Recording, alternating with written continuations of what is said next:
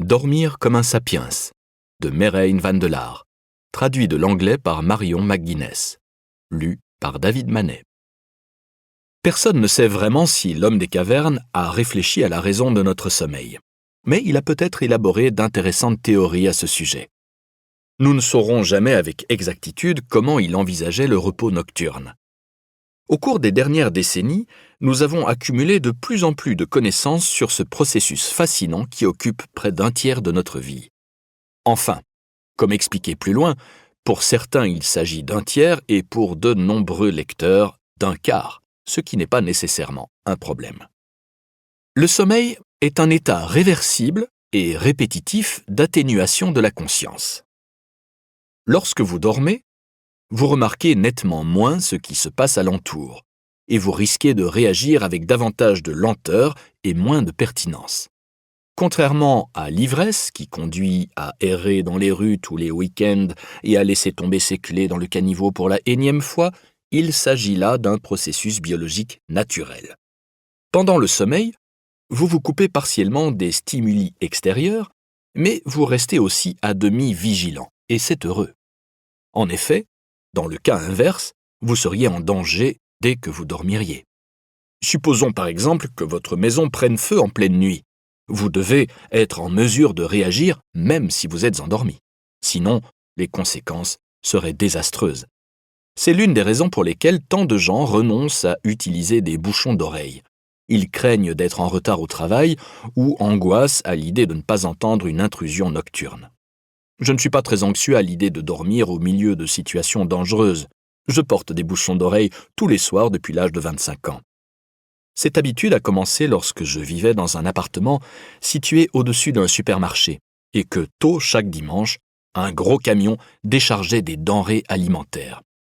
Après une nuit blanche, je ne m'attendais pas à entendre un puissant bip à 7 heures du matin. Maintenant, je les utilise chaque nuit. Si je dors ailleurs et que je ne les ai pas avec moi, je me réjouis parfois de devoir tenter de dormir sans rien. C'est peut-être un vestige de l'époque où je souffrais moi-même d'insomnie. Il existe 2 théories principales expliquant pourquoi nous dormons. Selon la théorie adaptative, les animaux dorment pour éviter le danger des prédateurs pendant une période où, pour la plupart des espèces diurnes, ils peuvent moins se fier à leur sens de la vue. Néanmoins, cette hypothèse expose pourquoi un animal se cache pendant la nuit, mais pas pourquoi il dort. Une autre théorie, la théorie restauratrice, décrit comment le sommeil remplit différentes fonctions. Ainsi, le sommeil contribuerait au repos et à la régénération, à la désintoxication et à l'amélioration de la réponse immunitaire et de l'apprentissage. D'un autre côté, il semblerait plausible qu'un animal cherche à conserver au mieux son énergie dans une période où il ne peut pas se fier à sa vision et où il n'est pas en quête de nourriture. En effet, des études montrent que ces fonctions augmentent pendant le sommeil chez certains animaux.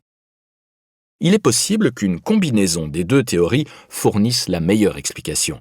Si nous dormons, c'est à la fois pour nous adapter à l'environnement et pour faire de la place à des fonctions réparatrices spécifiques. Dans le règne animal, la durée du sommeil et de la veille est très variable. Chez la plupart des espèces animales, la période d'activité est liée à la disponibilité des proies, à la menace des prédateurs et aux perspectives de reproduction. Par exemple, il est plus favorable pour un lion de chasser la nuit. Sa vision nocturne lui confère un avantage sur les animaux qui s'orientent moins bien dans l'obscurité. Le jour, il fait trop chaud pour chasser, et il en profite pour faire la sieste à l'ombre. Je n'arrête pas de dire « il », mais bien sûr, je devrais surtout dire « elle », car ce sont les lionnes qui assurent 90% de la chasse de la meute. Les lions mâles sont de magnifiques créatures, mais aussi d'énormes paresseux. Nous en savons encore relativement peu sur le sommeil des animaux. En effet, nous n'avons analysé qu'une fraction des quelques 7,7 millions d'espèces animales qui peuplent encore notre planète.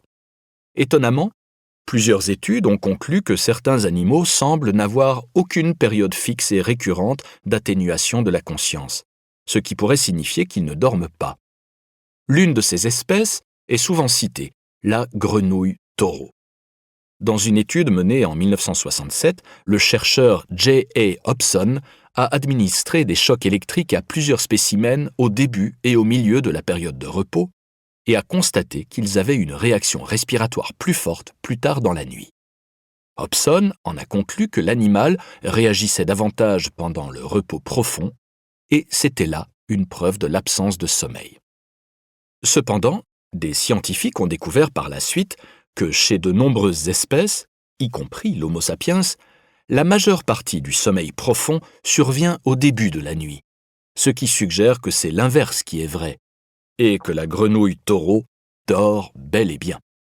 Les scientifiques ont également mis en doute l'existence du sommeil chez une autre espèce, le dauphin, parce qu'il se déplace continuellement. Toutefois, des études ont révélé qu'il possède une faculté magique. Il ne dort que d'un côté du cerveau à la fois, ce qu'on appelle le sommeil unihémisphérique.